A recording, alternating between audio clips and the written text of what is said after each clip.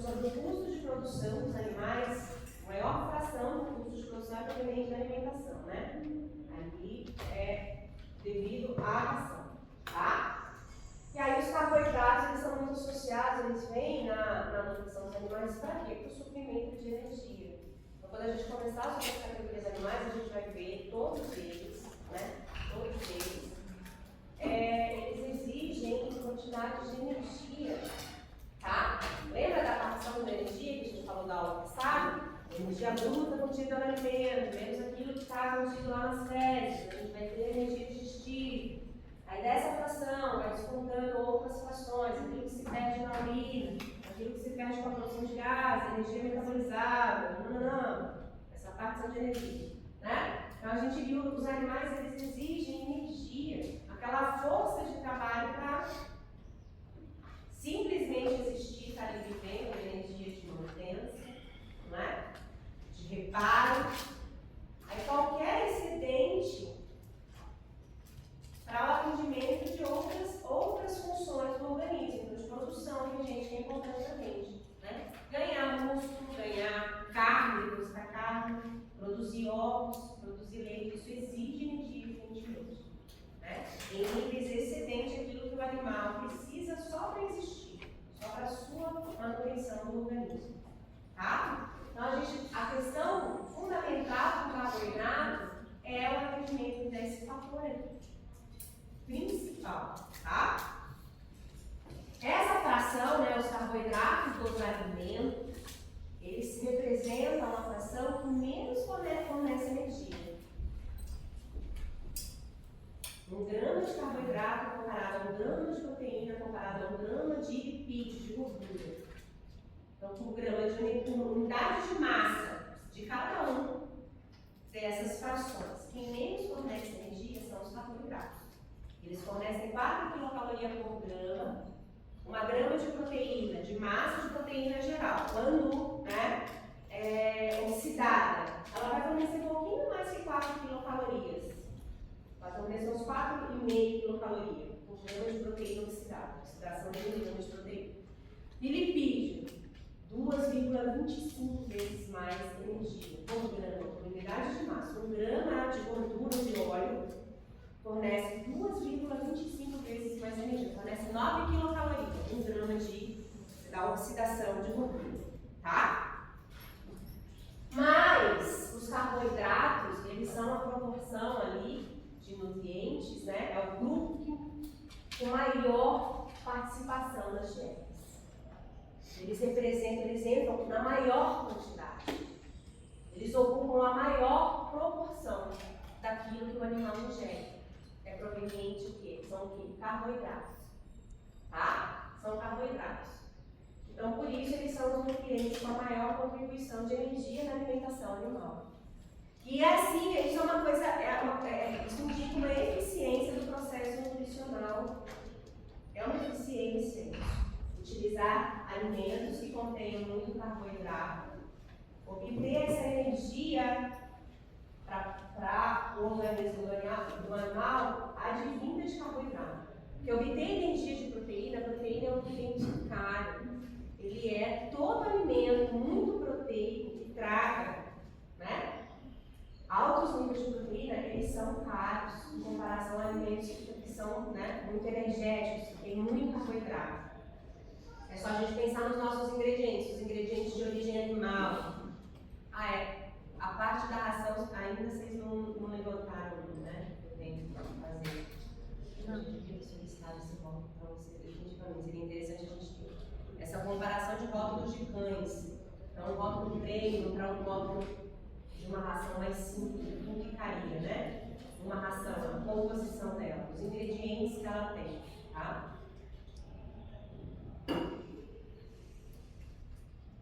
Mas esses são, então, né, a fração de nutrientes com maior contribuição para a energia, tá? Na alimentação animal. Aí esse esquema geral do metabolismo, então, o estudo dos processos para a obtenção, veja só, de energia, dos processos de construção ali, né, no organismo do animal, tá? Então, os animais ingerem os alimentos, né, para obter ali os nutrientes e a energia.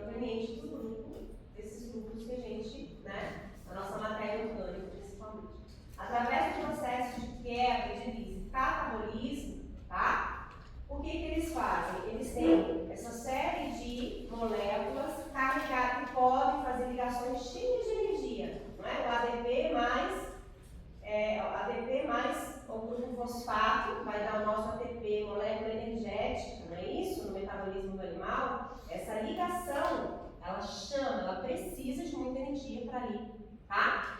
E aqueles transportadores também que vão, NAD, FAD, NADP, né? Que vão conferir ali depois também a produção de ATP. São transportadores aqui, né, de hidrogênio, de elétrons, lá para a cadeia transportadora, para a fosforilação oxidativa, né, que vai gerar também moléculas de alta ligação energética. Tá?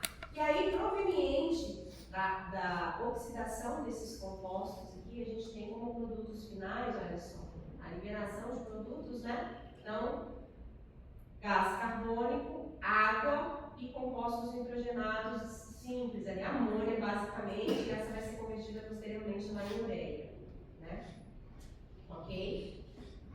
Fruto do metabolismo desses compostos mais complexos.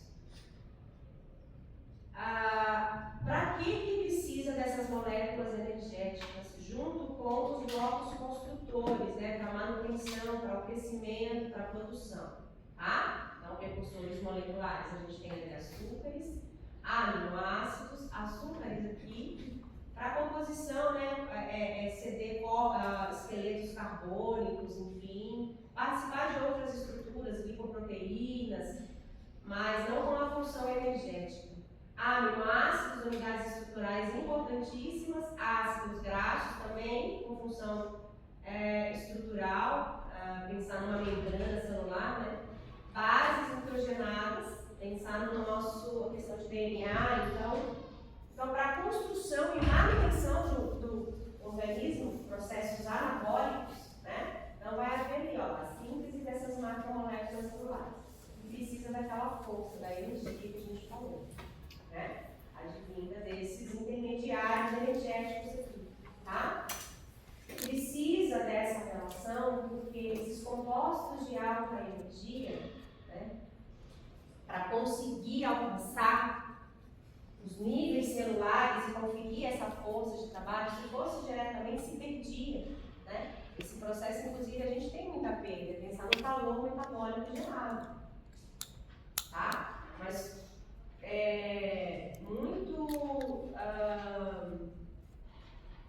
todos esses processos, eles conectados de uma maneira, né, extremamente funcional. Então, o calor escapa do metabolismo, a manutenção, né, com regulação animal, importante. Por quê? Né? Todos esses processos aqui mediados, né, por enzimas, a gente pensar além da enzima, tem a quantidade de energia, tem a quantidade de temperatura necessária, acima, fora da qual esses intervalos não funcionam, não são funcionais, né? Então, a manutenção, a homeostasia, como ela se faz de maneira muito integrada através desses processos, tá? Então, a gente parte aqui, né, dos nossos alimentos para obter essas unidades básicas aqui. E vamos conversar sobre esse grupo, carboidrato. Quem são eles? Originalmente, o nome carboidrato, ele remete ao fato, né, desses compostos orgânicos. Os compostos orgânicos são esses, né, constituídos pelos elementos carbono, hidrogênio e oxigênio. Tudo que tiver carbono, né, carbono, hidrogênio e oxigênio remete a essa questão orgânica, né, do funcionamento e construção orgânica, tá? Então, compostos orgânicos contendo carbono, hidrogênio e oxigênio, e aí o nome remeteria a carboidrato, a carbonos hidratados, porque em geral, né, hidrogênio e oxigênio eles se apresentam na mesma proporção que a água. Então, nas fórmulas gerais eles trazem ali carbono e alguma relação com uma proporção de hidrogênio e oxigênio semelhante àquela obtida na água, seriam os carbonos hidratados, ok? Então, hidratos de carbono. Outro nome que a gente tem são glicídios, tá? Substâncias ternárias compostas de carbono, hidrogênio e oxigênio. A maioria delas, a fórmula empírica é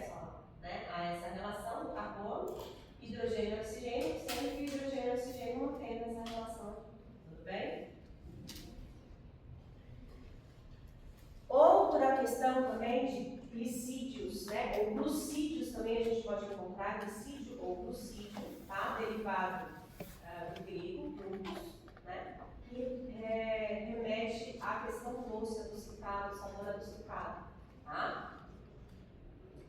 Aí outros exemplos pra gente, né? De algumas exoses e pentoses, esse sufixo ose, como a gente vai ver, indicando carboidratos, né? Os nossos monossacarídeos. Nosso principal, a glicose, famosa muito, né? Glicose, um açúcar de 5 carbonos, né? E olha lá, né? As relações hidrogênio e oxigênio, tá?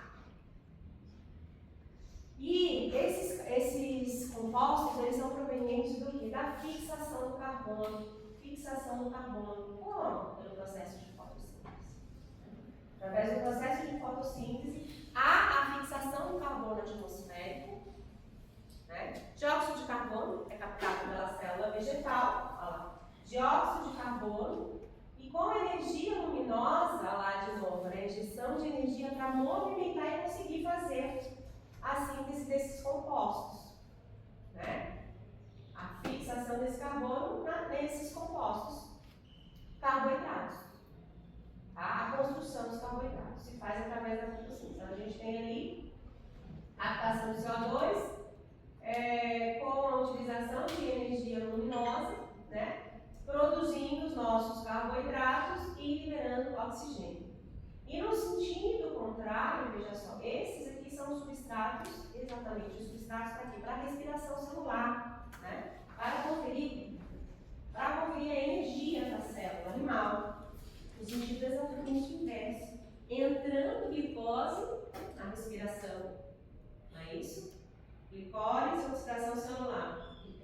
Glicose, através da oxidação celular, vai acontecer aquelas fases: glicólise, ciclo de Krebs, cadeia de fosforilação oxidativa, né? Vai sair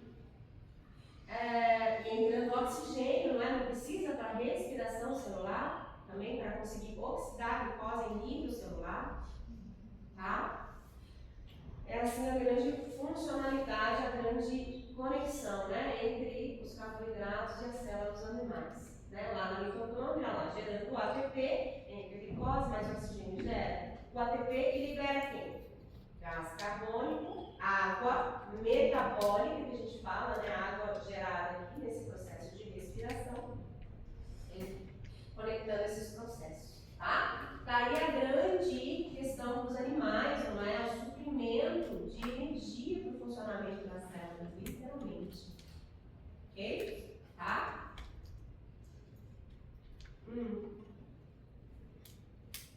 A reação geral da fotossíntese, né?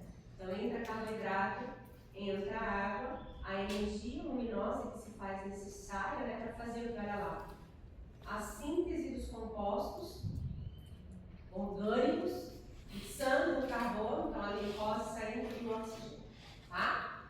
Classificação desses carboidratos, né? Terminação óssea, a gente viu, indica pra gente carboidratos simples, trioses, pentoses, hexoses. Carboidratos com 3 carbonos, 5 penta, prefixo, né? Indica 5 carbonos, hexoses são carboidratos com 6 carbonos. Ok? Outra terminação do sufixo que a gente tem, osídeos, tá? Então, os glicosídeos, né? A gente pode ter holosídeos, tá? Aqueles que são compostos todos por carboidratos, né? Oses, monossacarídeos, açúcares simples ali, tá? Composto. Então, uma celulose é um holosídeo, é uma macromolécula fruto da repetição apenas de glicose. Amido é um holosídeo, né? É uma macromolécula formada apenas da repetição de glicose.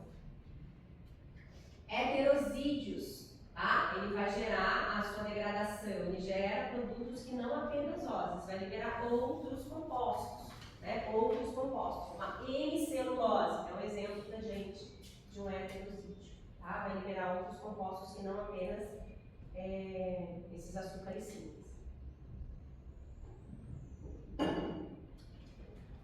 Exemplos pra gente, vai ficar quase como uma cartilha isso aí pra vocês, tá bom? Mas alguns a gente precisa se familiarizar mais. Então, de hexose, a glicose, né? Ela tem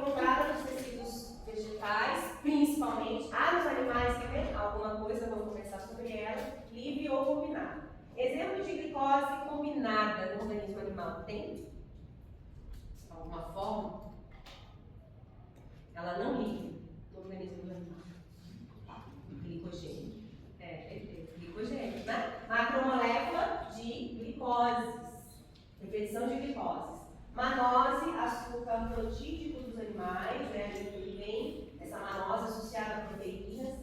Galactose, o açúcar do leite, associado junto com a glicose, combinado com a glicose, ele vai compor a lactose. Frutose é outro, são todos de 6 carbonos. Galactose, frutose, açúcares de 6 carbonos, tá? A frutose junto com a glicose, né, vai constituir sacarose, né? Inulina presente nos tecidos vegetais espermes. Fruto de arranjo estrutural, né? Arranjo espacial. Altera arranjo espacial, a gente pode alterar, apesar de partir das mesmas unidades. Vamos de novo, deixa eu devagar com isso. Mudando o arranjo espacial das suas unidades monoméricas, então, por exemplo, a glicose, né? Vamos para moléculas mais complexas. Celulose, eu falei para vocês, é só repetição de glicose. Amido é só repetição de glicose. Tá? O que difere deles dois? É a mesma unidade monomérica funcional estrutural ali, constituindo essas macromoléculas. O que difere? Esse arranjo espacial, a ligação que eles fazem. Tá? E a gente pensar numa celulose, pensar num amido, o organismo dos animais passível de conseguir utilizar, faz grande diferença. Quem consegue utilizar a celulose? Fibra. Mas o ruminante, o trato digestivo do ruminante consegue, será? Micro-organismo. Só micro-organismo. As secreções digestivas dos animais não atacam a celulose. Só quem ataca uma celulose é micro-organismo. Tá? Disacarídeos é proveniente, né? São oligosacarídeos provenientes da união de duas moléculas de monossacarídeos. Tá? Aí tá ali pra gente. Sacarose, quem é, né? Glicose mais frutose. Onde é encontrado? Cana-de-açúcar, beterraba, açúcar de mesa que a gente tem. Trealose, glicose mais glicose num arranjo. Olha só, né? Então, disacarídeo, trealose, presente nos cogumelos. Dependendo do tipo de ligação entre as moléculas de glicose, muda o disacarídeo. Ok? Muda. Maltose é um disacarídeo. Glicose e glicose. Só glicose e glicose, tá? Mas encontrado em outras fontes com outra característica, com outro sabor, com outras características, tá? Porque muda simplesmente o arranjo. Lactose, glicose mais galactose, monossacarídeo simples, né? Galactose e glicose presente no leite. A maltose, ela vai estar presente no amido e glicogênio, os disacarídeos, né? Ali encontrados glicogênio e amido. Celobiose é a unidade, é o disacarídeo presente na celulose, tá? Na celulose. E polissacarídeos, ou poliosídeos, perdão, são aqueles formados por mais de 20 moléculas de monossacarídeo. Pode chegar a milhares de moléculas de monossacarídeo. Tá? A gente tem, né, celulose, vários tipos aí. Aí exemplos pra gente de polissacarídeo, né? A rafinose, beterraba. O que será que vai ser de repetição da rafinose? De disacarídeo?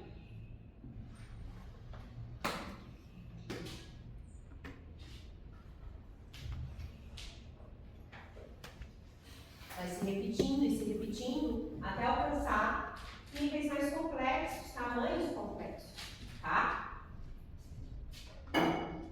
Amido, carboidrato de reserva dos vegetais, ali fruto da repetição do efeito, né? Amilose, amilopectina, a gente vai ter, né? Tem a repetição do quê? Maltose, maltotriose, inulina, carboidrato de reserva de tubérculos, glicogênio, a de reserva dos animais, e a celulose, carboidrato estrutural. Estrutural presente na parede celular das células das plantas. Isso começa a gente a tentar a diferença entre de reserva e estrutural. De reserva e estrutural. Tá? O que quer dizer estrutural? Para esse carboidrato ser um carboidrato estrutural. O próprio nome diz, para dar estrutura, sustentar, exatamente, né? Estrutura, tá? Aqui ainda, né, associado aos nossos polissacarídeos, tá?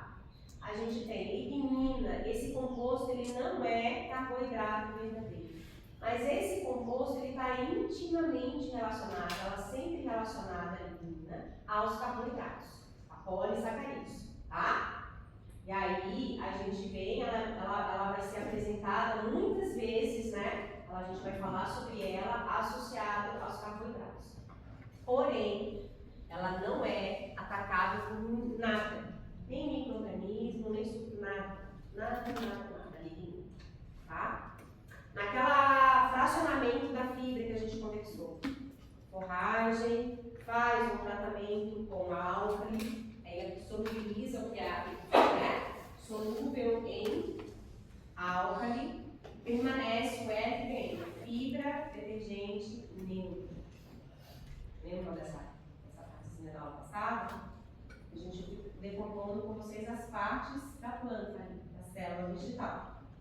Esse FDN, ele tem grande potencial de ser atacado pelos micro-organismos. Pode sofrer fermentação. Pode conferir energia para o animal, né? Dos indivíduos, pode. O FDN, a gente pode mais adiante na análise avaliar outros conteúdos, tratar, né, com ácido, solubiliza aquilo que é ácido, que também ainda tem potencial de ser utilizado, e aí fica algo restante, lembrando, fibra, aquilo que exige digestão, nutricionalmente é isso, né? Com fibra. Aquilo tratado posteriormente com ácido, a gente vai ter o FDA, fibra detergente ácido. Fibra em detergente ácido. Lembra dessa expressão final? Lembra do que ela é composta? Não lembro nem que existia FDA, não lembro de nada disso. Mas aí eu falo para vocês, o FDA ele é composto de ligninocelulose. Ligninocelulose é a fração que nada tá. Indigestível, indigerível. Nem micro-organismo não tá. Ok?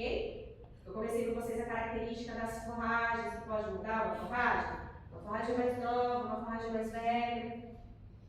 O que significa isso? Em geral, mais lignina, deposita mais lignina na planta. À medida que ela envelhece, deposita mais lignina. Tem que acontecer isso. A gente vê as estruturas, um caule engrossado. Lignina, a gente pensa na casca da árvore, por exemplo. Pensa numa muda de árvore e pensa na árvore adulta. Né? Enorme, altura, cheia de lignina, tá? Ela tem essa característica. Mas ela vem associada aos polissacarídeos, tá? Aos polissacarídeos. Quitina é a nossa única fibra animal que a gente tem, fibra animal, de origem animal, é a quitina. É o carboidrato presente o quê? Nos exoesqueletos, né? A função da quitina, uma fibra, né? Agora o que vem com o animal? Exoesqueleto, qual que é a função? Energética, proteção, estrutura. Não é isso? É uma armadura que vai fazer ali para o organismo animal, tá? Gomas constituintes, né, de pentosanas, né? Goma chilana e goma arabana são polissacarídeos e muito presente na alimentação. Eles falam goma, literalmente uma goma, né, que faz uma, como é que eu vou falar? Uma substância viscosa a ser utilizada, tá? Esses constituintes aqui.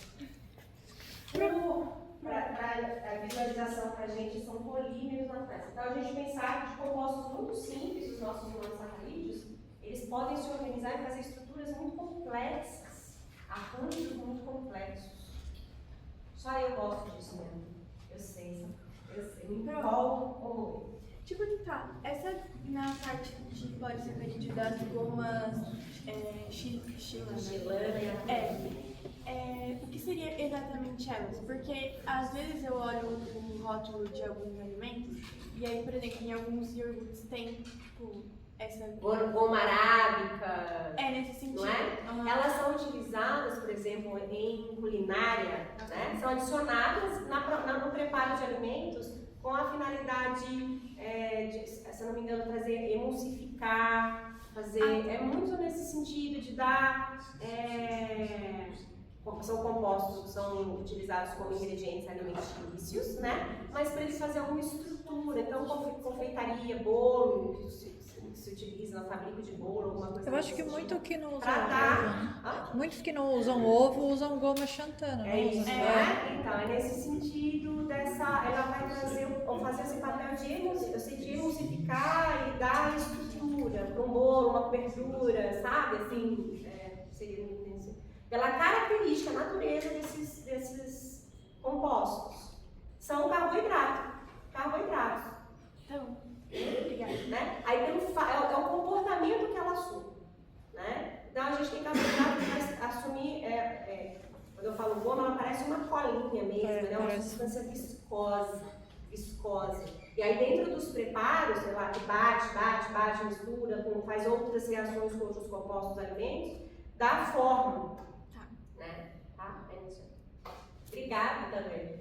Goma arábica, que a gente costuma falar muito, né? Eu não sou da confeitaria não, tá, gente? Eu gosto de salgado mesmo. Se quiserem chamar numa feijoada, no churrasco, entendeu? Agora com bolo, assim, eu não sou muito mãe, também não tenho a mão boa. Eu sou de solar bolo, eu sou dessas, entendeu? Agora com a comida salgada até que eu vou ver, tá? Ainda entre outras características, né? Então, os nossos carboidratos, a gente pode classificá-los, né, em açúcares e não açúcares. Tá? A divisão deles. O que seriam os açúcares?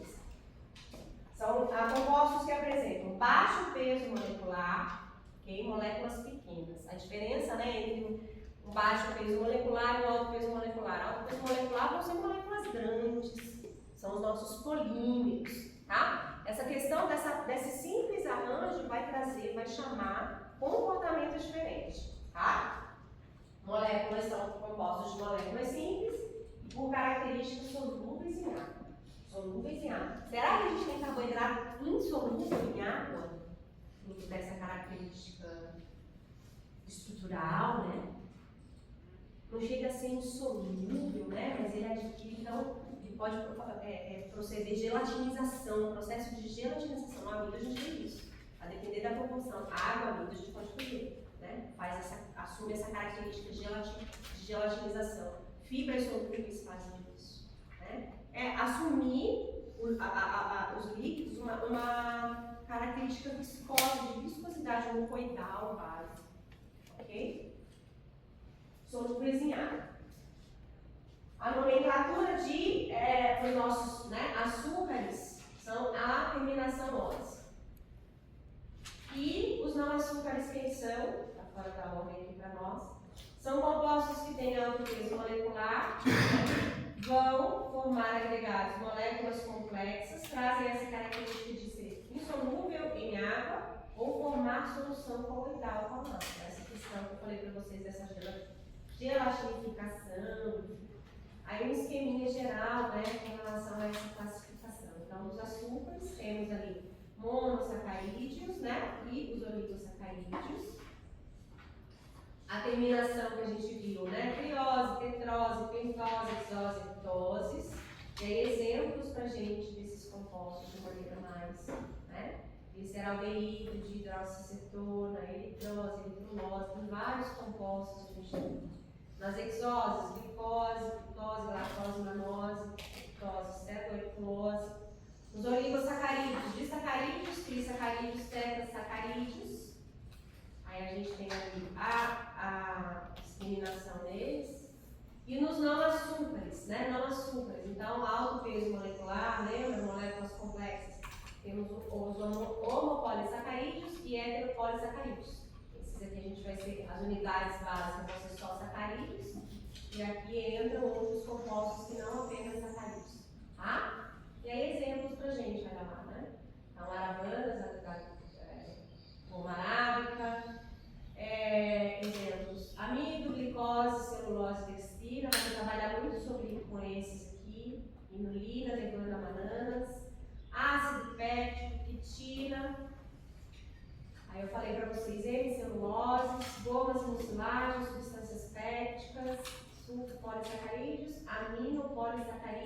Olha lá. Ácido hialurônico, condroitina, heparina. Exemplos para a gente de heteropolissacarídeos. Vão ser substâncias combinadas, né? De sacarídeos com compostos nitrogenados, amigos, né? Aminoácidos, tá? Importantes na composição do organismo, né? Aí, sobre as funções gerais dos carboidratos, a gente tem esqueletos de carbono, né, para a produção de energia e síntese de outras substâncias. Aminoácidos não essenciais no metabolismo dos animais. Então, precisa de esqueleto de carbono para a síntese desses aminoácidos não essenciais. Né? Produção de compostos de alta energia, participação nas estruturas bioquímicas de DNA e RNA, né, dos ácidos nucleicos. Tem o açúcar aqui, no DNA e no RNA. E a possibilidade também, compostos tóxicos aos animais. Então, a gente tem uma série de glicosídeos tóxicos. Glicosídeos tóxicos. A gente falou de alguns na toxicologia. Por exemplo, presente na mandioca,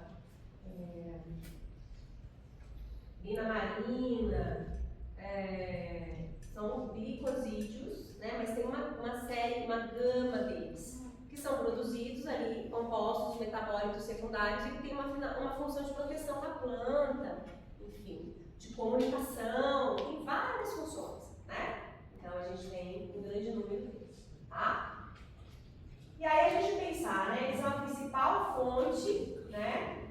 Componente dos ingredientes vegetais, dos alimentos. Eu coloco uma água, não é o caso, só para representar no sentido da estrutura vegetal. E aí as fontes dos alimentos, a base alimentar para os animais de produção, o que é? São ingredientes de origem vegetal, majoritariamente. Né? Os ingredientes de origem animal, tirando a nutrição mais premium, né? A nutrição de pets, onde entra uma gama de ingredientes muito mais caros, de mais alto valor biológico. Para a nutrição animal, que a gente utiliza a base alimentar é de origem vegetal. São grãos, monogástricos no caso, né? Grãos e herbívoros a forragem junto. Né? Tudo vegetal. E todas essas fontes, elas trazem alta proporção de carboidrato constituinte, ok? Tá? Sejam ele grãos, sejam ele forragem, sejam alimentos concentrados, sejam alimentos volumosos. Sendo de origem vegetal, proporcionalmente, carboidrato é a maior fração constituinte do alimento. E a gente parte, né, dessa composição dos alimentos para a conversão. Lembra a questão do objetivo da nutrição animal? Converter, né, compostos de menor valor nutricional, biológico, em proteína de alto valor. Não é? Então, para a composição dos produtos animais, tá? Os carboidratos, eles representam uma fração muito pequenininha ali, não é? De reserva que a gente tem no organismo dos animais é muito pouco, tá? Muito pouco. Então, a gente já conversou, já viu como é que faz esse processo, evidentemente. Carboidrato vem funcionalmente na nutrição para atendimento de energia. Tá? Primordialmente é para atender energia. Isso representa eficiência nutricional. Se a gente consegue atender a eficiência de energia dos animais com a base principalmente de carboidrato. Tá? Essa é a principal função dos carboidratos na nutrição. Né? Na nutrição. Na maioria das espécies animais. Menos cães e gatos, em geral, eles realmente não têm essa exigência. Eles utilizam bem carboidratos, mas na verdade, para eles tem uma outra funcionalidade ali. Mas para os nossos animais de produção, isso é melhor. Então, a gente tem os principais carboidratos que a gente encontra na nutrição animal. São amido, açúcares. Açúcares pode ser a sacarose, pode ser o melado, tá? Pectina, celulose e hemicelulose. Esses são os principais que a gente vai ter nos nossos ingredientes, nos alimentos a serem utilizados na nutrição animal. E aí a gente tem a classificação deles, tá? A molécula de glicose. Eu já volto aqui nesse aqui, né? esses principais carboidratos, né, como é que a gente os classifica nutricionalmente dentro da nutrição animal? Não estruturais e estruturais. Quem são os não estruturais? Amidos e açúcares. Eles não têm uma função estrutural. O que eu quero dizer com isso? Deixa eu voltar nesse aqui para vocês verem. Tá? Aqui, o arranjo, para a gente visualizar, quando eu falo para vocês a questão espacial, né? O arranjo espacial.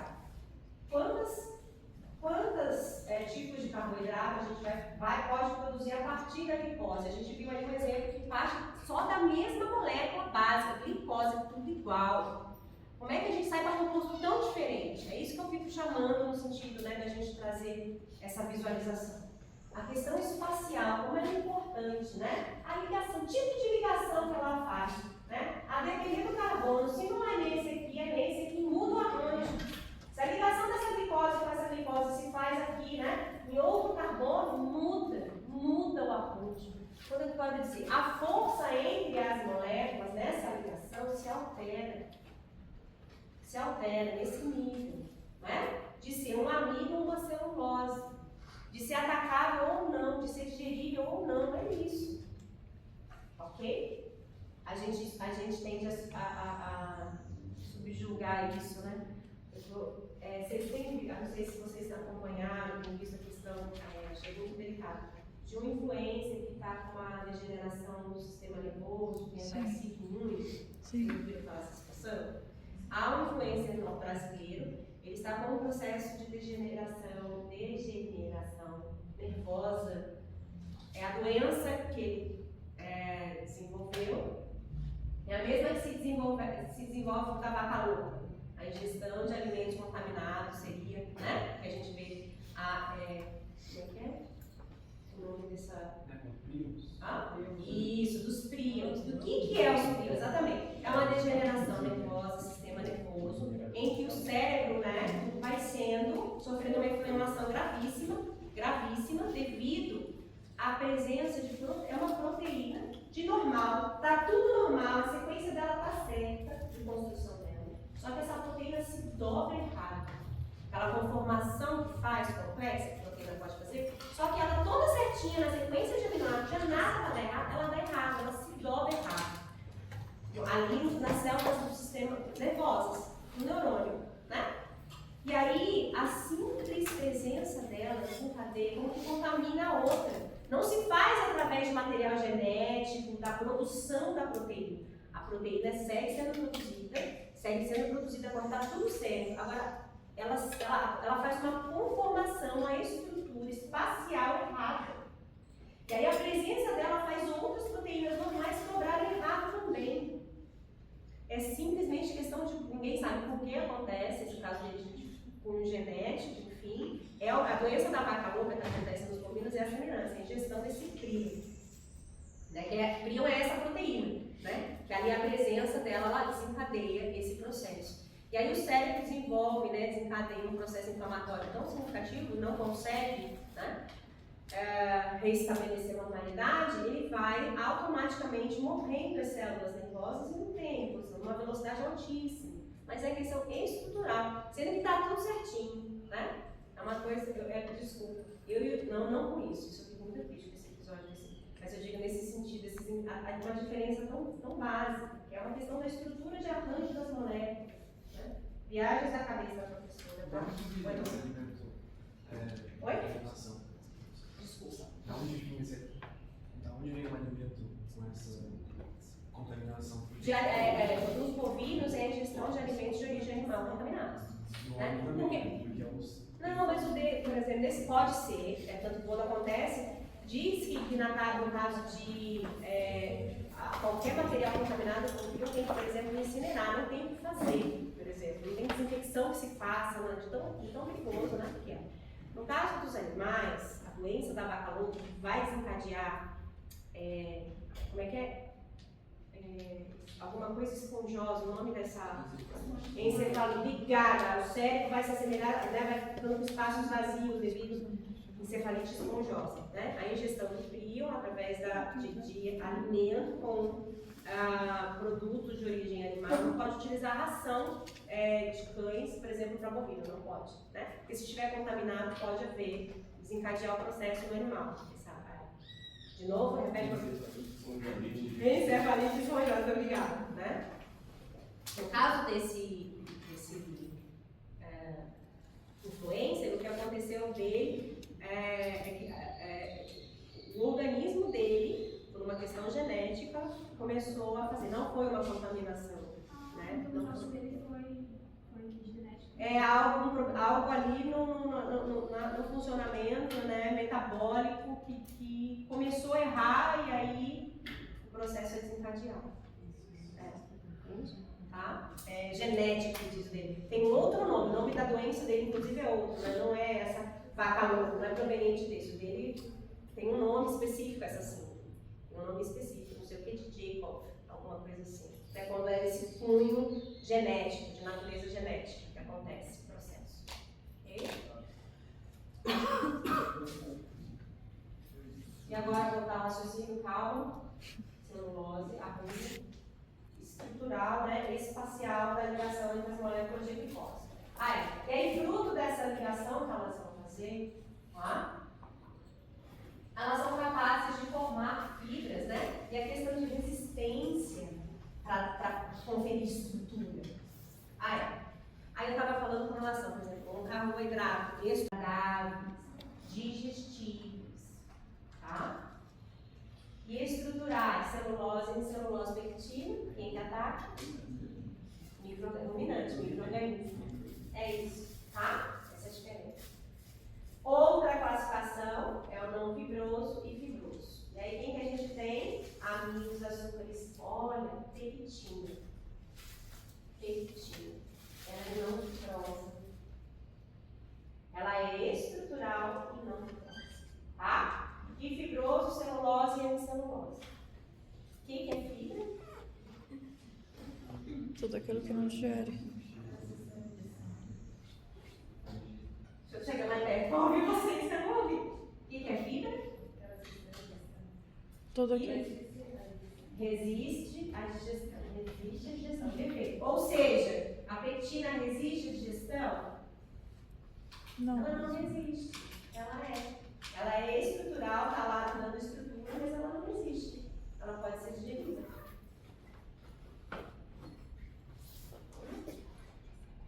Besteira, né? Não, não é não. Não é. Para ruminante, principalmente, não é, tá? Então, para a gente visualizar como a gente agrupa, né? Quanto a serem estruturais ou não estruturais. Amido e açúcar não estruturais, também chamados de reserva, armazenamento, estruturais, celulose, pectina e hemicelulose, tá? E fibroso e não fibroso. Não fibroso, amido, pectina, açúcares, fibroso, celulose e hemicelulose, tá? Então, a nossa pectina, ela é um carboidrato estrutural, mas não fibroso. Ela pode ser digerida. Olha lá, lembra? Não vou ficar nesse aqui não, vou me passar. Mas olha o FDA lá no gente, tá? Lignino, celulose. FDA, quem que utiliza FDA? Essa fração da forragem.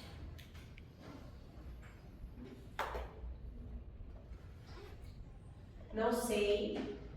A. Não quero saber. Letra B. Tenho raiva de quem sabe. Letra C.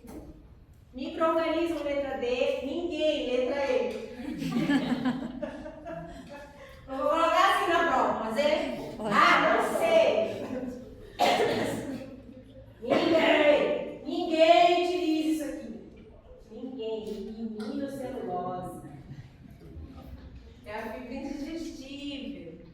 Tá? Nem micro-organismo não ataca isso aqui. Nem ele não quer saber. Nem ele. Ok? Mais um pouquinho a gente pausa, tá bom? Mais um pouquinho só. Cadê? Dentre os nossos carboidratos, então, que eu venho falando para vocês, açúcares e amidos, né, eles são facilmente digeridos pelos animais e têm elevado valor energético. Tá? Já celuloses e outros carboidratos complexos, maior dificuldade de digestão. Né? E, além disso, a gente tem o gás energético por simbiose com o micro-organismo para utilizar esses daqui, tá? Celuloses e outros mais complexos. As funções, fica para a gente como uma cartilinha, né? Principal fonte de energia, principal função deles, com certeza, tá? Temos o armazenamento de energia na forma de glicogênio, participam do metabolismo de gordura, seja chamando, né? Ausência de carboidratos, tá? Ausência crônica, vai fazer o quê? Lipólise, né? E o excesso de carboidratos, a lipogênese, finaliza para a deposição de gordura.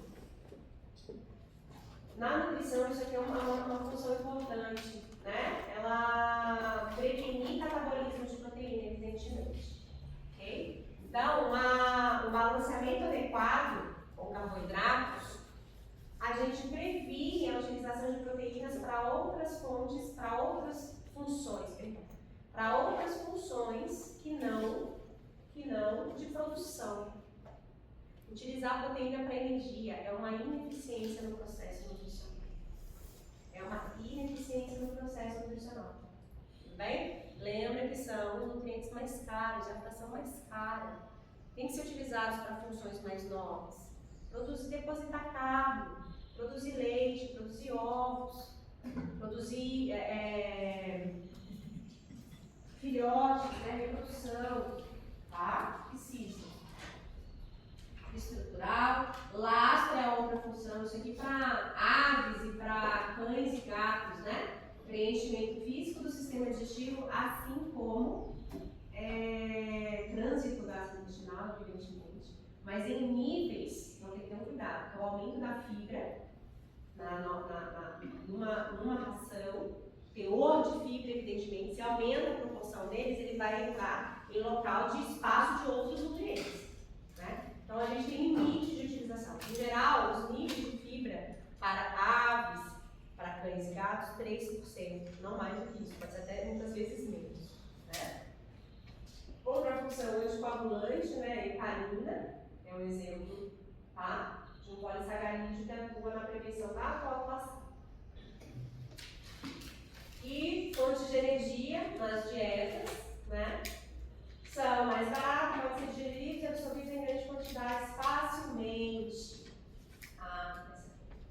Agora, armazenados como fonte de energia prontamente disponível. Nos vegetais é o amido, essa fonte de armazenamento, nos animais o glicogênio. Tá? Mas a gente já viu que é uma capacidade muito limitada de armazenamento de glicogênio. É só para atender ali manutenção de glicemia em períodos de jejum curto, né? Fígado e músculo são onde a gente encontra as reservas de glicogênio. O glicogênio dos músculos, ele só é utilizado pelo próprio músculo. Ele não supre a glicose sistêmica. Já o do fígado, né? Já a reserva de glicogênio no fígado, ele está ali para manutenção só da glicemia sistêmica. Né?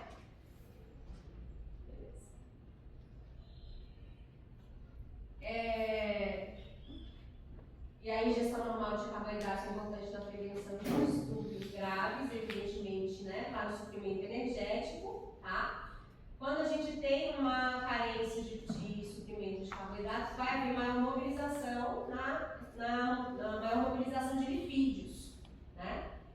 Então, o metabolismo de lipídios está relacionado ao metabolismo de carboidrato. Então, quando a gente chama, né, mais a beta-oxidação, a mobilização de lipídios para gerar energia, vai haver maior produção desses radicais acetilados, né? Serão condensados com ácido oxalacético, ok? Glicose, ácido oxalacético. Na ausência de carboidratos, o que acontece? Esses radicais acetilados, eles vão produzir corpos cetônicos, né? E tem animais que ficam muito período em jejum, então sobre um déficit energético, um balanço energético negativo, então está mobilizando muita gordura, vai haver significativa produção de corpos cetônicos, né? Se percebe na litose dos animais, inclusive esses estados, né? Em vacas de alta produção, início de lactação, já tem, são quadros, né? Que podem desencadear, se apresentar ali, fruto de um manejo nutricional inadequado. É um momento delicado, né? A vaca, assim que ela pare, ela entra no processo de produção de leite, de alta produção, a sua exigência energética se modifica, porque a glândula mamária, de repente, chama grande quantidade de energia de glicose. Ela precisa de glicose, ela não utiliza outras, né? A glândula mamária. A gordura presente no leite, ela pode vir de outra fonte que não glicose. Agora, a glândula, para ela trabalhar, ela é um sistema que precisa de glicose. E nos ruminantes, como a gente vai ver, no metabolismo deles, né, a glicose não está assim sobrando. Ela não está assim sobrando. No momento de mudança significativa para ali, para começar a produção de leite, né, essa alteração metabólica muito significativa pode acontecer, né? Distúrbios metabólicos, enfim. Quando a gente tem a absorção de carboidratos além da capacidade de estocagem de glicogênio, sinaliza para quê? Para a formação de gordura, né? Então, esse excedente vai ser utilizado, como a gente observa, na engorda de animais e síntese de lipídios constituintes dos produtos animais. Pensar em animais de companhia, por exemplo, esse excedente que vira, né? Os animais engordam, vão ficando, né, obesos. Aí, quando a gente conversar sobre o metabolismo, né, de carboidratos ruminantes, eu converso mais com vocês sobre esse período, né, da lactação. Essa captação de glicose sanguínea para síntese de lactose. Tá? Vamos lá. Em caso, né, de deficiência de carboidrato da dieta, os carboidratos eles podem vir para o metabolismo da gliconeogênese, a síntese a partir de aminoácidos, tá? Quando fala carboidrato, é para a manutenção da glicose. Então, a glicose, né, pode ser gerada ali, mas é um processo caro, utilizar aminoácido para a manutenção da glicose, da glicemia, ok? É aquilo que a gente tem que evitar, mas é possível de fazer aqui. Algumas espécies, igual ruminantes, cães e gatos, eles trazem essa rota da gliconeogênese, porque essa rota ela é modulada junto, né, com as demais rotas de geração de energia, de utilização de energia, de metabolização lipídica, seja para deposição ou para a oxidação da gordura de reserva. Tá? Todo esse autoajuste. Em geral, o que a gente observa na gliconeogênese, a taxa dela sendo aumentada quando? Deficiência de todas as outras. Né? Animal subindo a missão significativa, não está recebendo dieta adequada, está emagrecendo, começa a ter que mobilizar. A gliconeogênese é ativada. Né? Agora, carnívoros, ruminantes, eles não têm essa modulação dessa rota da gliconeogênese, ela se faz necessária, porque eles funcionam de uma maneira diferente. Aí, para a manutenção da glicemia sistêmica, as taxas de gliconeogênese são diferentes do que a gente observa no suíno, nas aves, por exemplo. Fruto do hábito alimentar. Né? Eu estou falando, por exemplo, nos ruminantes, o suprimento, grande parte do suprimento energético é proveniente da fermentação de fibra. Tá? Então, a gente vai conversar, a fermentação da fibra vai gerar o quê? Ácidos graxos de cadeia curta. Grande parte do metabolismo energético deles é alimentado por esses ácidos graxos de cadeia curta, não glicose, como a gente tem, né, em suínos e aves. Suínos e aves entra carboidrato, são de amido, é digerido, vai liberando a glicose, essa glicose tem um aporte de glicose, né? Então, o que eu estou querendo entender é assim, a taxa glicêmica, por exemplo, do suíno é diferente do bovino. É diferente. Sim, é diferente. O bovino, em geral, ele é hipoglicêmico em comparação a outras espécies. A taxa glicêmica dele, né, na normalidade, é um pouco mais baixa. Ok? Beleza. Essa gliconeogênese, né, o processo metabólico da nutrição para o suprimento energético do organismo de elevado custo econômico, né? Então, sintetizar glicose a partir de aminoácidos. Tá? A gente tem que buscar o que? Economia de física do sistema digestivo, né? Aí uma importância para o trânsito gastrointestinal,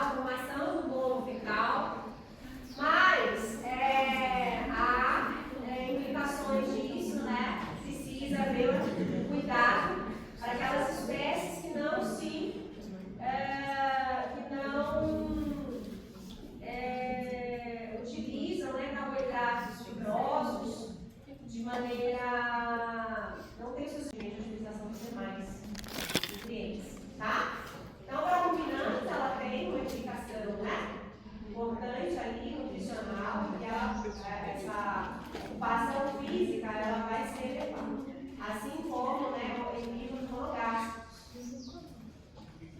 A equívoros, gente, a nutrição volumosa, né? Se utiliza muito ração, né? Concentrada, mas é indevido, tá?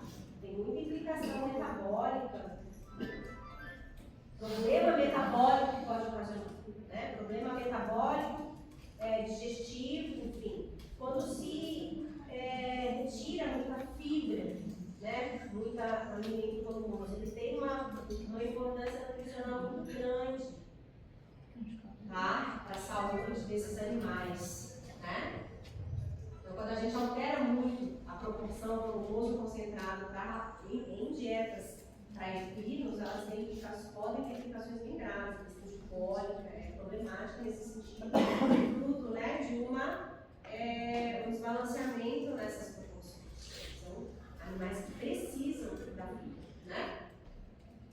Já suínos e aves, como eu falei para vocês, as concentrações da fibra, né, para essa finalidade, elas são em níveis bem mais baixos, né? De água a gente utiliza algo em torno de 3%, tá? É uma quantidadezinha bem baixa. Suínos, esse intervalo maior, porque para suínos, como eu falei, em algumas categorias, a gente precisa fazer o preenchimento, no sentido de fazer um controle mesmo nutricional, né? São animais ávidos para ingerir, se eles não recebem, né, alimento, não tem essa questão desse preenchimento físico, eles entram num processo de desconforto, né? E, então, para fazer esse manejo, a gente utiliza, sim, bastante níveis mais elevados de fibra, tá? E ali para animais em terminação, para porcas gestantes também é importante, a função de laço é muito importante, evitar constipação na porção final ali, gestacional, né? Tá? Traz essa implicação. E aí a visualização da questão espacial das nossas macromoléculas. Então, amido, glicogênio e celulose, todas elas, as unidades são a mesma, né? E aí o arranjo que a gente fala espacial. No amido, ele é composto por subunidades de amilose e amilopectina. Amilose são as cadeias lineares, então unidades de glicose unidas formando macromoléculas lineares, tá? E a amilopectina prevê ali a questão de ligações, de ramificações. O amido, né, traz essas subunidades também, formam estruturas bem complexas. E da celulose, fruto daquelas ligações que a gente conversou, elas trazem esses arranjos espaciais mais organizados que podem formar fibras, né, fibrilas, microfibrilas bem complexas, tá? E a diferença básica entre elas é o tipo de ligação. Então, vamos falar rapidamente sobre os carboidratos não distantes monogástricos, os principais carboidratos que se utilizam, que a gente encontra nesses animais. O principal deles é o amido, né, presente ali nos grãos, lactose e sacarose, lactose para mamíferos, né, apenas mamíferos, nas aves não tem essa funcionalidade, não tem por que entrar com lactose para aves. E sacarose, o açúcar de que a gente tem, mas esses animais utilizam também, tá? O amido, ele é composto por repetições de amilose e amilopectina, tá? E aqui, a cadeia linear que a gente faz, o tipo de ligação da amilose é essa aqui, ó, alfa 1,4, entre o carbono 1 de uma glicose e o 4 e assim ele vai, tá? E do tipo alfa. Alfa é o tipo de disposição espacial. É essa característica, esse alfa, né, que é uma ligação, vamos dizer, mais frágil, mais lábil, mais prontamente atacável, ok? Assim como na bilopectina. A bilopectina, eu falei para vocês, cadeias ramificadas, vão formar ramos, né? E aí, o tipo de ligação é do tipo alfa 1,6. A característica, né, ser entre o carbono 1 e o 6, ramifica a molécula, faz esses ramos, tá? Aí, olha só, para a gente ver isso de maneira espacial. Então, uma cadeia de amilose linear, alfa 4, alfa 4. E aí, onde há ramificação, alfa 6, tá? Amilopectina. A gente tem, na ciência de alimentos, eu falei para vocês, áreas especializadas no estudo de amido, né? A gente tem diferentes alimentos concentrados que trazem diferentes tipos de amido. O que é a diferença entre os amidos que a gente pode ter? A diferença entre os amidos que a gente pode ter são diferenças nas proporções entre essas partes, no arranjo dessas partes, entre a amilose e a amilopectina. Amido que traz quase que integralmente é constituído por aminopectina, ele é altamente degradável, altamente digestivo, né? E aí, à medida que vai aumentando a proporção da outra parte, de amilose, reduzindo de amilopectina, vai alterando essa degradabilidade, ok? Aí faz as diferenças entre os alimentos. Isso é importante com relação à taxa de absorção, à taxa de liberação da glicose, né? Alguns amidos podem liberar a glicose rapidamente, vai um boom de glicose, pontualmente. Outros vão liberando de maneira mais gradual. Isso tem implicação nutricional. Índices glicêmicos, não é? A questão, né? Alcança um pico glicêmico de hiperglicemia e logo cai. Entre aqueles que vai distribuindo, né? A glicose vai sendo absorvida a taxas mais compatíveis com a utilização do organismo. Essas são as diferenças, tá? Então, diferentes ingredientes tendo diferentes tipos de utilização, ok? É a diferença de duas rações que a gente pode ter, né? O amido proveniente de farelo de mandioca com o amido proveniente do arroz, de farelo de arroz, para cães, né? Eles vão dar picos glicêmicos diferentes, né? Tá? Aí visualizar, né, as ligações que a gente tem, e ela pode formar conformações espaciais distintas, né? Na microscopia óptica, os grânulos de amido, eles parecem umas bolinhas de golfe, até tamanho, né? Eles fazem as moléculas, essa de amilose, né? Conformação espacial da amilose, isso, linear, né? Vai fazendo ali ligações, pontes de hidrogênio entre as moléculas e vai se novelando. Está errado isso aqui, não é amilopectina, amilose. A amilopectina é quando traz as ramificações. Lá, a gente vê as proporções, né? Que variam entre os ingredientes, tá bom? Diferente tipo. Então, o milho comum, o milho seroso, ele vai apenas. Processamento do alimento pode alterar. Então, alimento cozido, alimento cru, fonte, né? O alimento. O amido nas rações, ele está muito relacionado também à questão de aglutinação né? Quando mistura os ingredientes, e aí sofre, faz o processo ou de peletização ou de extrusão, nada mais são do que temperatura elevada, alguma umidade, pressão, né? Naquela mistura de ingredientes, ele sofre processos, então o processo de gelatinização do amido, né? Que faz ali a formação dos pellets, né? Os grânulos de maçã que a gente vê comerciais, tá? Tem essa função aglutinante, mas esses processamentos eles vêm também para colocar, né, os carboidratos em formas mais prontamente disponíveis, mais assimiláveis pelo organismo.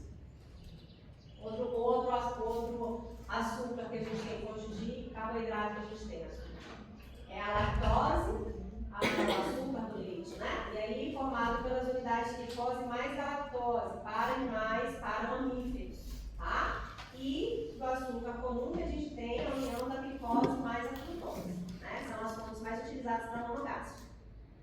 Aí todas as questões, né, para a utilização dos carboidratos, então os fatores para a digestão, né, e preparação para a absorção. Então a gente tem questão mecânica, as questões secretórias e químicas, então embeber os alimentos, né, em secreções na modificação dessas frações, tá?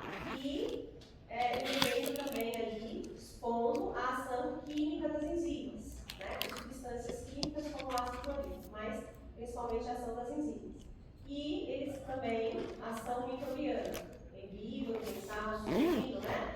Lá no final do trato digestivo desses animais. Pode acontecer também a fermentação, traça. E quais são as secreções digestivas que a gente tem de ação que vão atuar sobre a digestão dos carboidratos? Amilase salivar em algumas espécies, principalmente sul, monogástrico, principalmente sul. cavalo não traz, gato não traz, cachorro não traz, amilase salivar.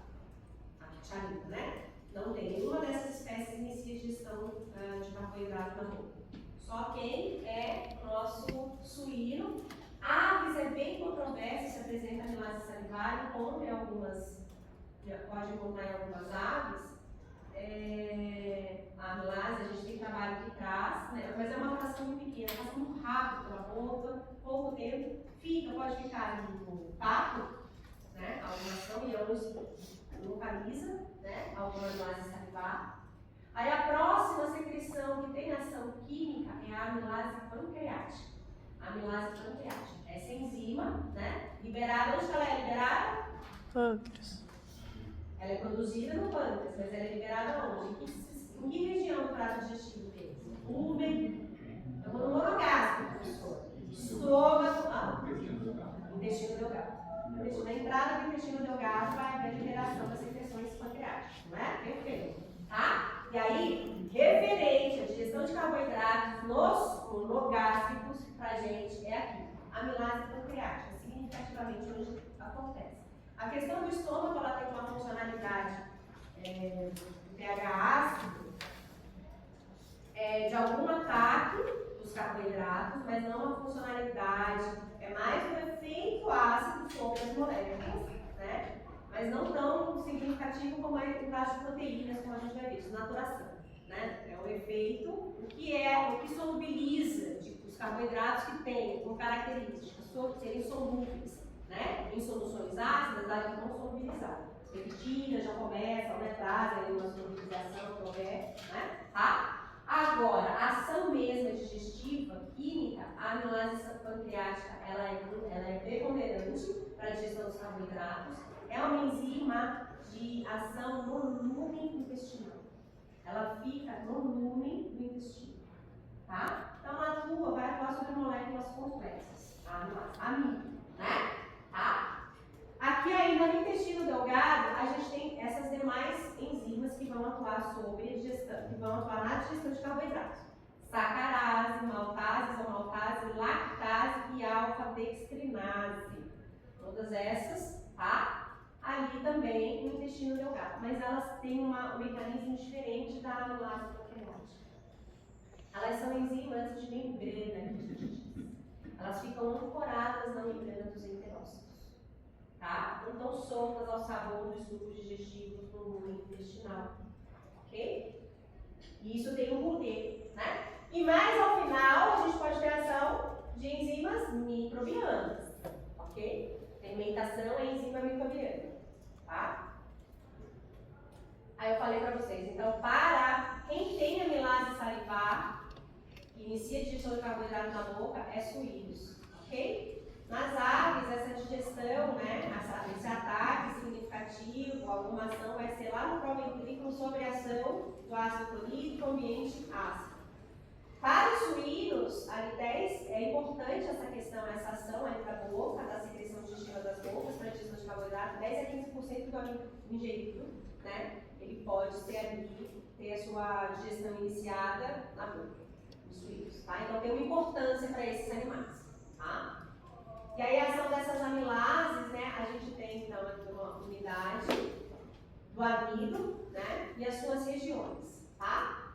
As regiões terminais, né, de dois monossacarídeos, de duas glicoses, é a maltose, e quando tem 3 unidades, maltotriose, mais ligadas ali com ligação alfa-alfa. As regiões onde a gente tem mais centrais de cadeia, que apresentam ligação do tipo alfa ou 6, são denominadas dextrina limite, tá? E aí a gente tem as enzimas que vão atuar ali. Enzimas de regiões terminais de cadeia e enzimas de regiões centrais, carboidrases e exocarboidrases, né? A maltase é uma exocarboidrase, atua em região terminal, tá? Seja em regiões de 3, 2 carbonos. Já a dextrinase, ela vai atuar nessas regiões sob ligação alfa 6 ou alfa 4, mas ela é direcionada, ela é orientada para atacar a região central. É importante essa distribuição, essa organização das enzimas, evidentemente, para organizar e liberando as partes, né, dessas macromoléculas, ok? Tá? Então, dextrinase são endocarboidrase, atuando no meio de cadeia e em ligações, né?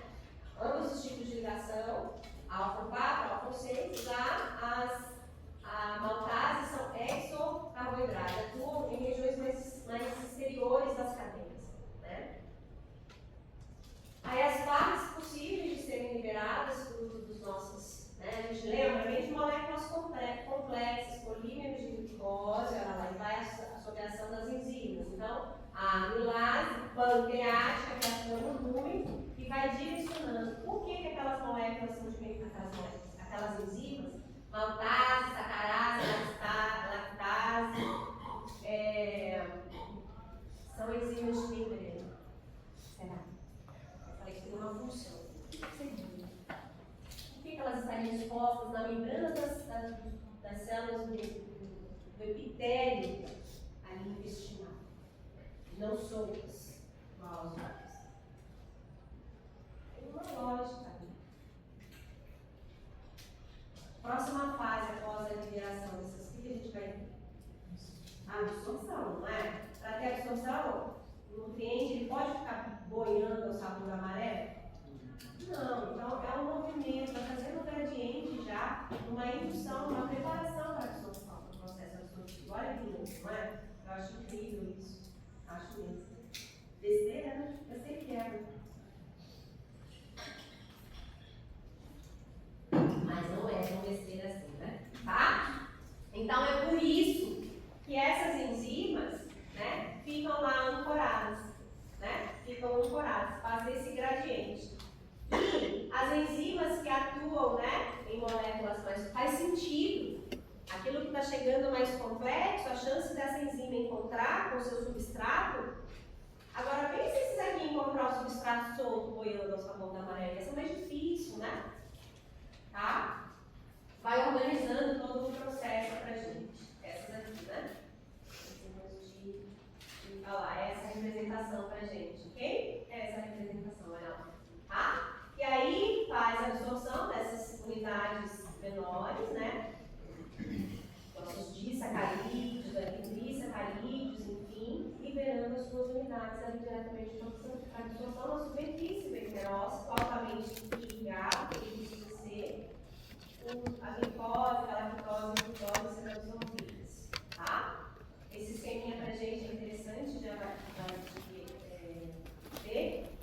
Não tem matéria para vocês, tem matéria no tá? Mas ele traz pra gente, olha só, né? A fonte e o estímulo para a secreção digestiva, né? A secreção digestiva. Então, glândula salivar é a fonte. Qual que é o estímulo para a secreção da secreção salivar? Alimentos na boca, né?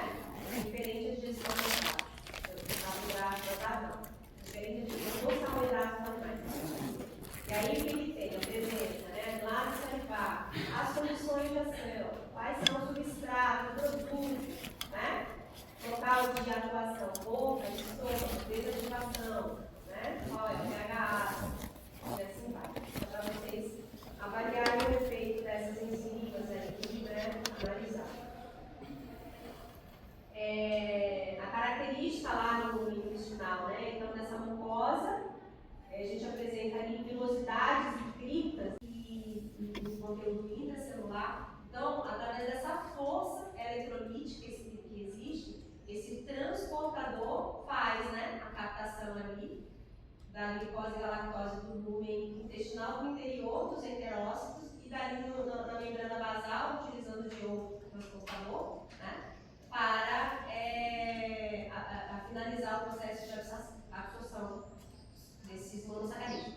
Mas eles são mediados por transportadores, a absorção dos carboidratos. Okay? A gente tem GLUT1, GLUT2, se eu ir pesquisar isso aí também é outra esfera de investigação, tá? Investigação. Esse transportador depende desse gradiente que é mantido a custo de energia, né? A bomba de sódio e potássio. É aquela que tira o sódio do interior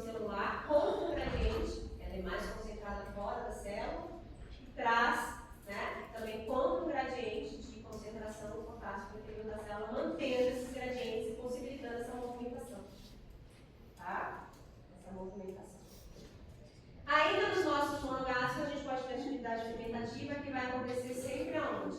Na região final do intestino, alcançados a vida. É isso? Tá?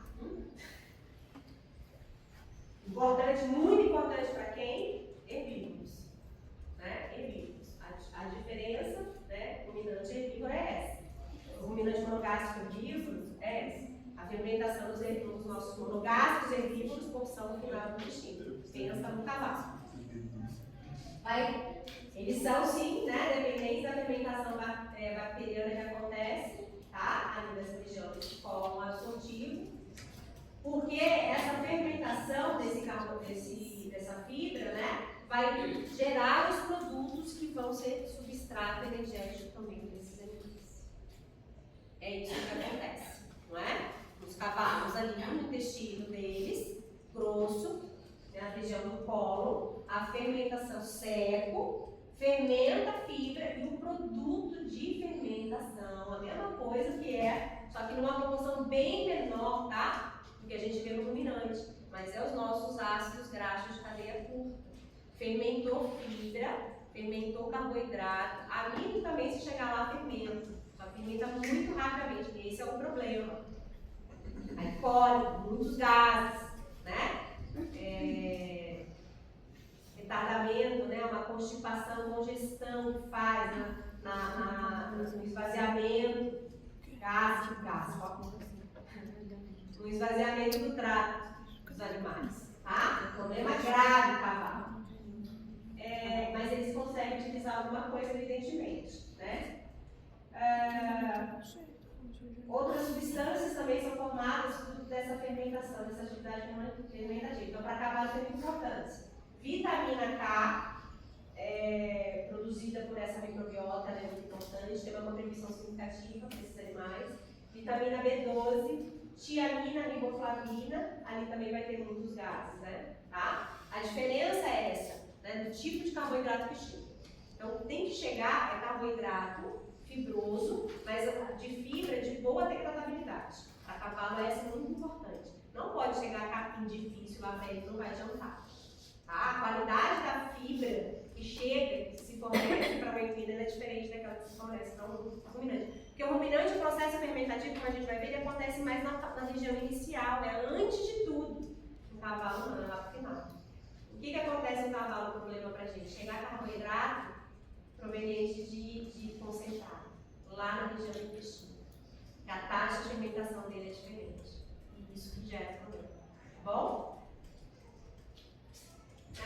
Essa vitamina K tem implicação, né, processo de coagulação, é muito importante para esses alimentos, tá? Eu acho que hoje nós somos comparação. Estava matando o monográfico, eu acho.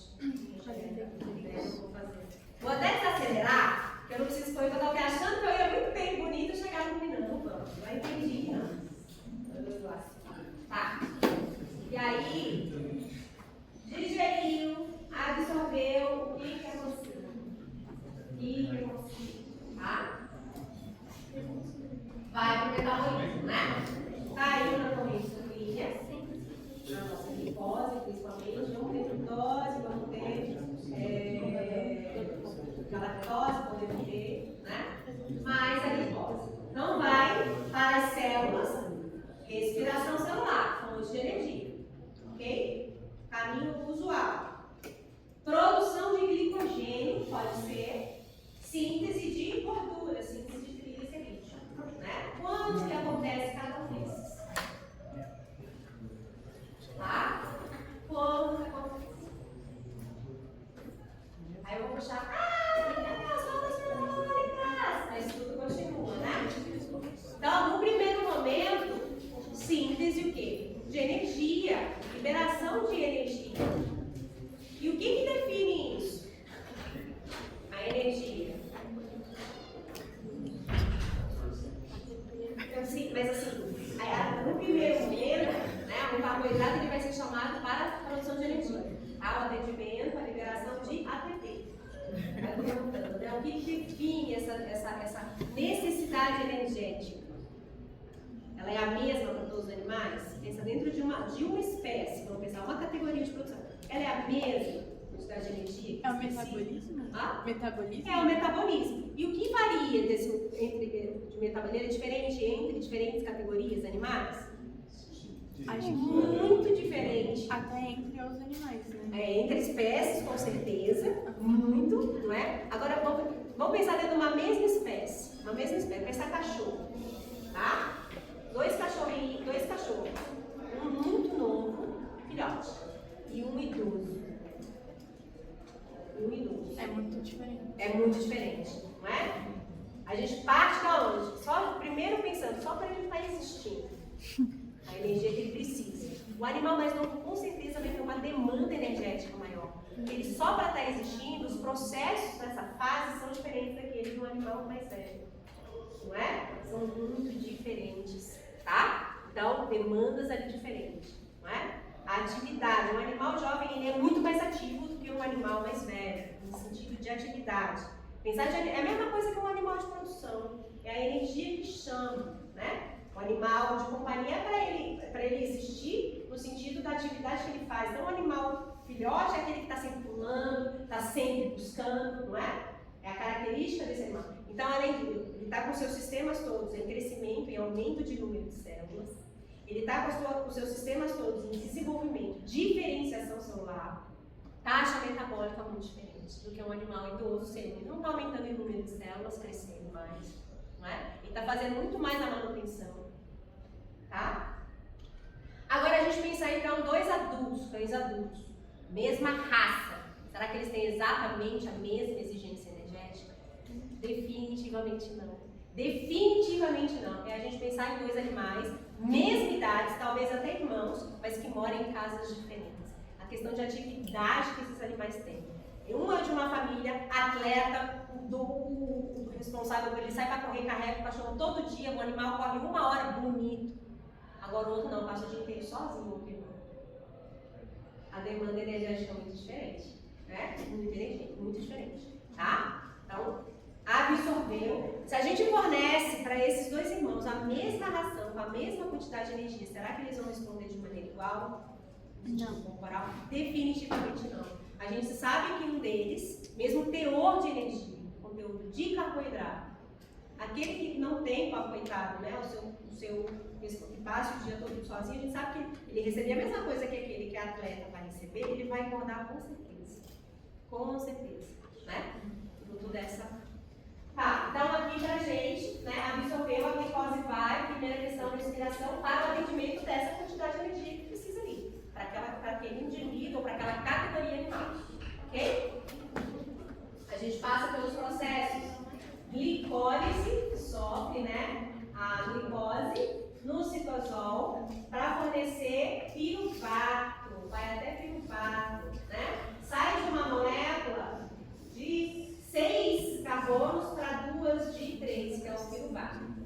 O piruvato vai ser absorvido pela mitocôndria, onde acaba o processo de produção de energia, tá?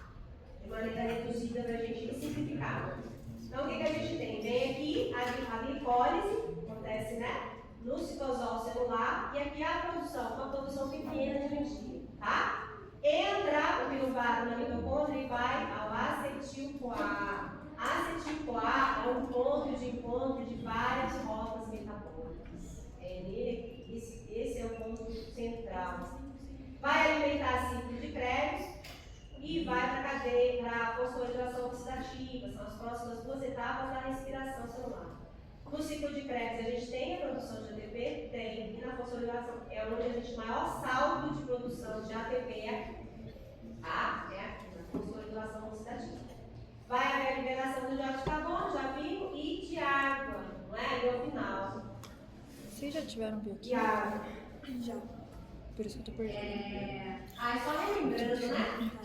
Aquilo que eu falei para vocês, uma molécula que traz energia nas suas ligações. Nossa, então, seria de uma vez ser oxidada, perderia muita energia. É por isso que a gente precisa desses degraus, né? Todos mediados por enzimas, olha lá, tá? Aqui, para ativar a glicose, né? Ela precisa ser fosforilada. Então, a gente tem um gasto por meio dessa enzima. Essa enzima faz esse processo aqui de fosforilação da glicose. Para quem que faz isso? A glicose entra na célula e para fosfato sair, ela vai lá e é fosforilada. Tá? Quando ela é fosforilada, ela não sai da célula onde ela está, no tecido que ela tiver. Ok? Para isso que tem. E aqui tem um gasto de energia. Então, tem mais algumas outras etapas, né? Tem mais gasto de energia aqui. E aí vai colocando a molécula para ir macerando a molécula. Basicamente isso, né? Então, coloca 2 fosfatos numa mesma molécula, aí gera força para clivar essa molécula, né? E dar continuidade ao processo. Esse é o ponto de continuidade e ele é um ponto também de regulação desse processo de respiração celular, da glicólise, né? Ele é saturado, é isso que eu quero dizer. Quando vai chegando lá no final da produção de ATP, dessa célula, desse tecido, né? Ela vai saturando, isso sinaliza, né? Em certos pontos dessa cadeia, para indicar assim, atender uma energia, está sobrando energia. E aí vai bloqueando a continuidade, vamos dizer assim. Vai diminuindo a taxa, né? E aí o que vai acontecer? A glicose vai se acumulando lá, né? Circulante, sinalizando para outros caminhos. Sinalizando para outros caminhos. Tudo bem? Não para a respiração celular, mas ela pode diminuir a sua velocidade ali. É isso. Ok? Atendeu a energia, né? O animal tem a energia suficiente que ele precisa para brincar, ele tem a energia suficiente que ele precisa para produzir o leite, ele tem a energia que ele precisa suficiente para produzir. Ok? E aí vamos continuar. E aqui o gliceraldeído, né? Esse ponto, dose no 6 de fosfato, que vai gerar dihidroxicetronofosfato e gliceraldeído 3-fosfato, e esses dois interconversíveis entre eles, olha lá, né? É um ponto para essa regulação, tá? Aí segue o gliceraldeído, e aí aqui começa a formar aqueles intermediários, né? São mediadores, transportadores de compostos para gerar muita energia lá na cadeia de fosforilação. Enzimas atuando e começam. Produção de ATP, tá? Até chegar a piruvato. Tudo bem? Chegou em piruvato, tivemos aqui a formação de 2 ATPs por molécula de piruvato, um NADH2 que vai lá para a cadeia transformadora. Tivemos o consumo aqui de 2 ATPs, tá? A ativação de uma molécula de glicose, né? Uma molécula de glicose para gerar tubos de piruvato. O piruvato entra e aí vai dar continuidade. Então, cada molécula de piruvato ela vai gerar 15 ATPs nas próximas etapas. Ciclo de Krebs e cadeia transportadora de elétrons. Acontece lá na crise nuclear. Então, de uma molécula de glicose, a gente tem a produção de 6 ATPs para gerar as tubos de piruvato, tá? 3 e 3 aqui. E cada piruvato, nas etapas seguintes, elas vão gerar 15 ATPs. Então, a respiração celular, ela gera 36 ATPs, ok? Só que gastou 2 para ativar a glicose. Gastou 2. Então, o saldo é de 34 ATPs por molécula de glicose. 34 ATPs gerados por molécula de glicose. Tá? Vou fazer esse aí, a gente para aqui. Aqui a gente tem a molécula de glicogênio, né?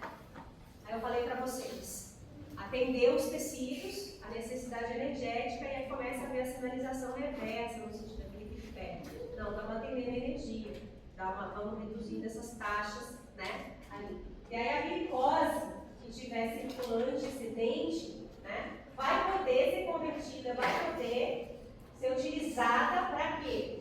Para armazenamento, para síntese de glicogênio, né? Como que acontece essa sinalização? Então, a hiperglicemia, a glicose está lá, circulante, não é? Associado ao hormônio, olha lá, insulina, né? Associado ao hormônio insulina, de maneira ali, né? Momentânea e persistente. Isso indica, não, vamos dar para atender a energia, vamos armazenar glicogênio, tudo bem? Através do processo de glicogênese, a glicose vai ser depositada, armazenada com glicogênio. Onde?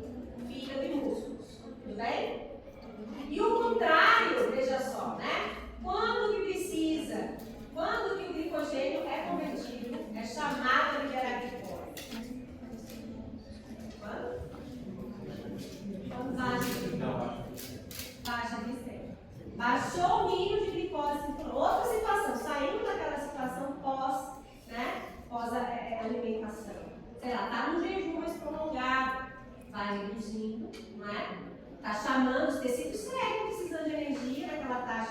que seja, não é?